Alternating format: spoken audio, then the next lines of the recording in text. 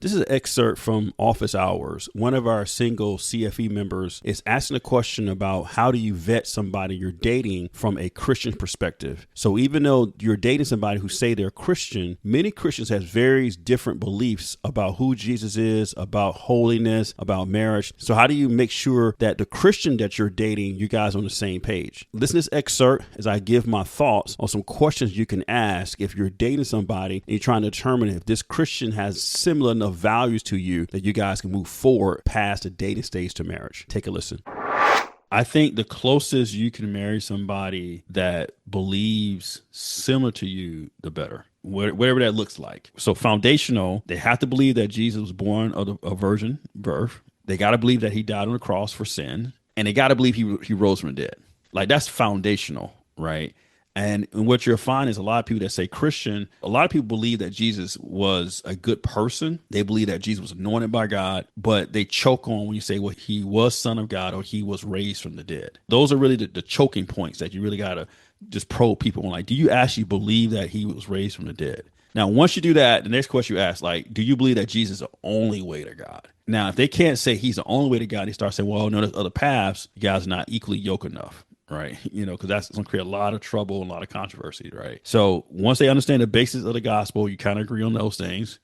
Do they believe Jesus is the only way to God? Then you got, okay, we're good. That means that if he's the only way, then we have to follow his instructions. And now we got to see, do we agree on how we interpret the instructions? So just begin by asking some key questions around, what do you believe about sexuality? What do you believe about marriage? See you guys on the same page, right? And then once you kind of go past that, then you get into like more the spiritual things. Like, do you believe in the supernatural gifts of the Spirit? Do you believe in prayer? Do you believe in faith? Because you're trying to see how closely aligned you guys are. So that way that you guys living a life together won't be a life where you guys are fighting each other theologically over things. Because there's enough marital issues already that you don't want to have theology as a big fight. Now, you two are not going to believe the exact same thing with every single doctrinal point. That's not the goal, right? But you want to be close enough in the same ballpark, and then just take it from there. But if you grew up in a Pentecostal church and you meet somebody who grew up in a Presbyterian church, you're going to have two different styles of worship.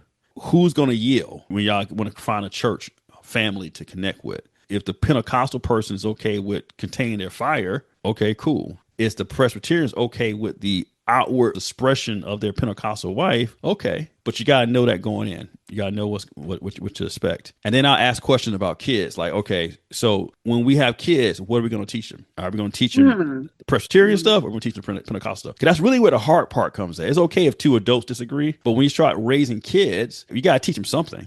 You don't want to teach them confusion. And so you got to have those kind of questions too. It's like, okay, if we see things differently on these points of scripture, what are we going to teach the kids? Can we even teach kids? Are we going to create more confusion? And usually it'll break apart right there too when you start talking about kids. So these are all the things you got to take into account, right? Because marriage is the closest bond pairing on the planet. And you guys want to be as close as possible theologically. That's why it's good for people who marry each other, who go to the same churches, because you guys are learning the same thing. You believe in the same thing theoretically, right? You're on the same page, right?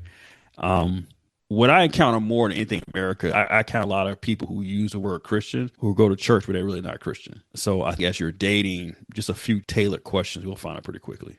Some of it's easy. Like the sex stuff is easy. Right. If you got a Christian who want to have sex, that's easy. They're not sold out to Christ. So that's easy. Actually, you're dating somebody who has a track record keeping themselves holy without having sex for marriage for an extended period of time. You guys will probably be okay together in general, because that person has determined that they're dedicated enough to God to follow him and deny their pleasure in the most human way possible by denying their sexual desires. That person will more than likely align as a believer a lot easier than anybody else.